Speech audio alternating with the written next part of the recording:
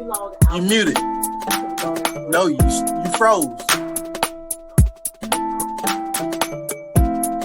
Second time around. See, you froze again. Second time around with Smokey and Tammy. Yeah!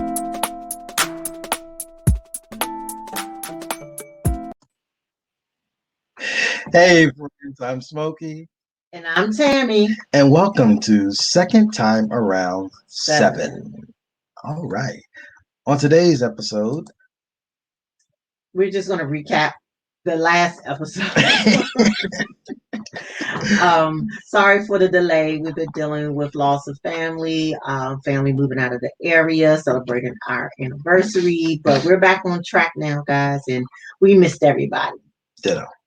So I wanted to make sure that we follow back up with you regarding the must-haves for parents that have youth that play sports.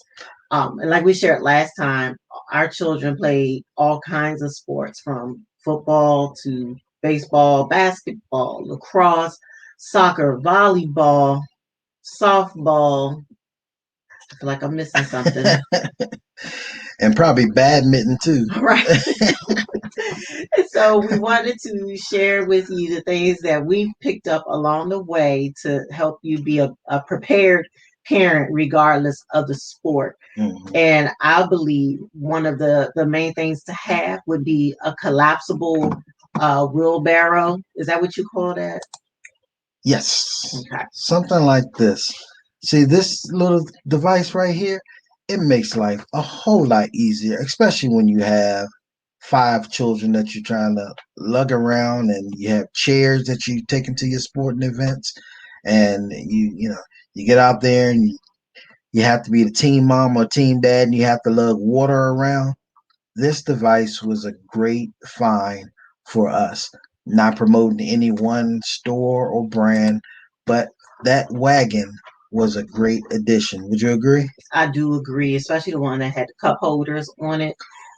So everything just didn't fall into the open part of the wagon. Mm-hmm. But you're right, having the collapsible chairs, the ones you can get from the $5 store, mm-hmm. your local Target or Walmart, the collapsible chairs, mm-hmm. Even a beach blanket, because there were times that we just brought out the beach blanket when we had the grandkids.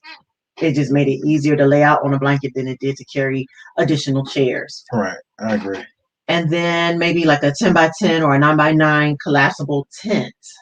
Now I see Smokey found the one that got the shade or the weather barrier on his background. Yeah, we didn't have that one at the time. We just had the 4 sides out. Mm-hmm. But that tent overhead did help a lot with those especially sunny days, because we love baseball.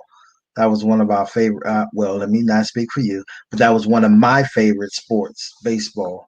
Seeing no, I guess all of them didn't play baseball, but they got around to playing various games, mm-hmm. where we were outside, and a tent came in very handy. Mm-hmm. I agree. It was a good investment, and so I would recommend, though, when you purchase a tent, consider purchasing the one that has the wheels attached to the bag that it comes in, so you can drag it to wherever you're going to be, to make sure that you don't have to carry it by the hand and that it does not take up space in your wagon. Right. And that's another good point. Yeah. So, because you're already going to be carrying water bottles, possibly at least enough for you and your or whoever else you're bringing along with you. So you want to make sure that you do have like enough space, because let's say you bring your mother-in-law or your father-in-law and you have to bring their chair. So mm-hmm. now you have that extra weight that you didn't have before, or whatever the case may be. But it's always good to have free hand, especially when you have to cross the street with one of those little ones to make it to your sporting event. Yeah, and then if they're super tired, you can toss them in it too. Toss them in there and wheel them back to the car. Yeah, that's a good point. Good point. And then just a couple of must-haves, because like we shared last time, sometimes we're signed up to be the team mom and team dad. We sit out there and we watch the practices, we watch the games, We rarely missed a game. And conveniently, I think rarely did we have to choose between whose game to participate or go to, because That's um, we made it work. I don't know. Somehow the schedule never caused that type of conflict. right. That's a good point because even yeah, that's a very good point because out of all of the events, I mean, you think about it on a Saturday. Now, granted, we might have had to travel from one part of Maryland to the other part of Maryland and into DC, but it was never really a conflict in the timing. Yep. Now, one of the other must-haves I think that was important was a cooler, a small cooler, something where you can pack up some sandwiches or snacks in.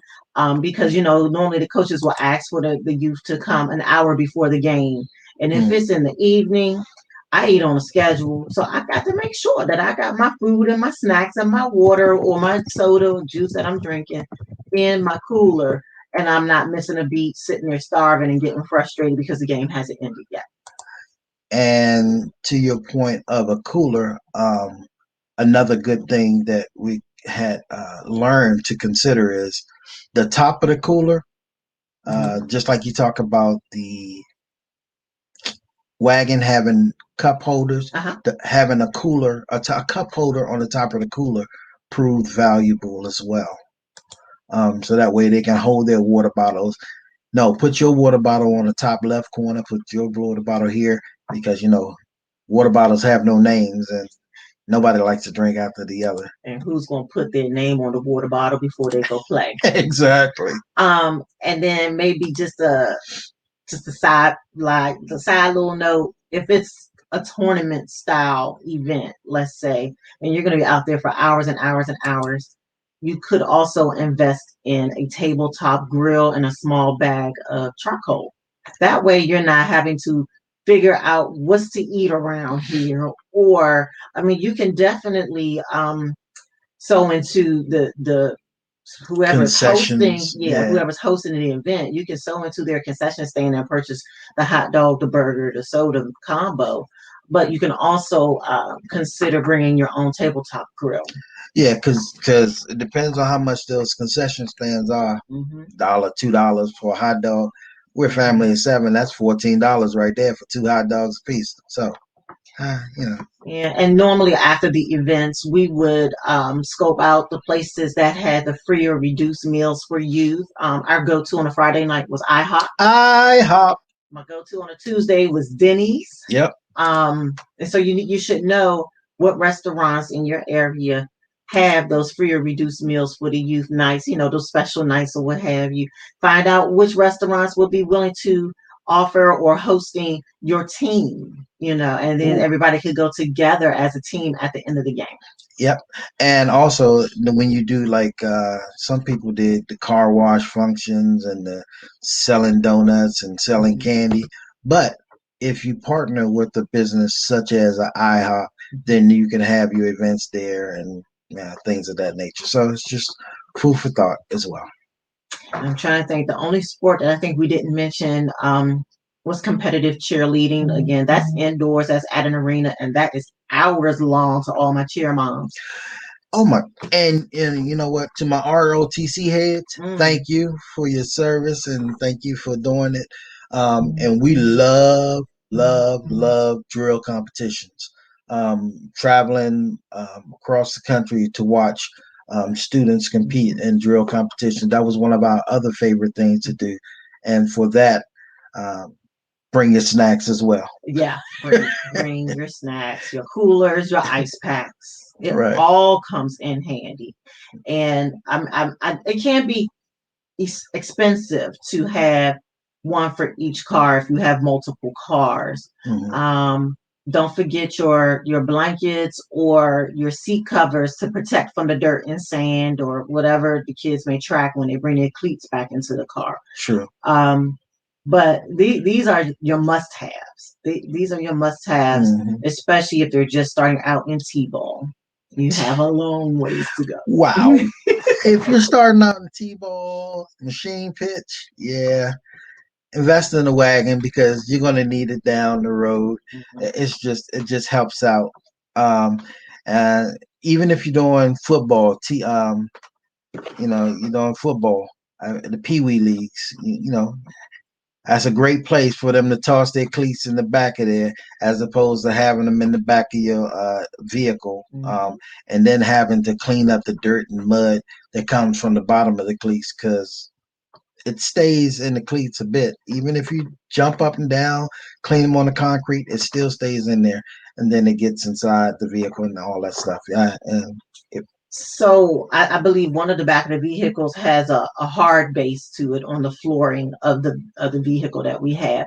So it makes it easier just to dump and pour. But other than that, you may want to just get a large cardboard box, a milk crate, a container, or something that you can keep those type of items, and then they're there, because I believe we each kept a pair of cleats and a helmet and a glove. and a glove, a mitt or glove in the trunk of the car, because that was probably the one thing that was always left behind.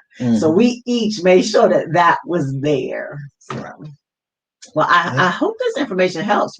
Smokey, did you have anything else to add? No, just I like it that the time of year is upon us, and we're about to get back into the role of it again. So I look forward to it. I'm hoping to find something for our last Mohican here to get involved with during the summer. So if you know of any events or anything in Prince George's County, Maryland, let us know. We definitely are interested either in travel leagues or just Boys and Girls Club. I'm not sure what the school systems will be doing in the fall, so we'll definitely be keeping an eye out and an ear out for what the schools may be doing in the fall as well. Yep, I agree. So I guess that's it for this one. All right. Well, I'm Smokey. And I'm Tammy. And this is second time around 7. You muted. No, you froze. Second time around. See, you froze again. Second time around with Smokey and Tammy. Yeah!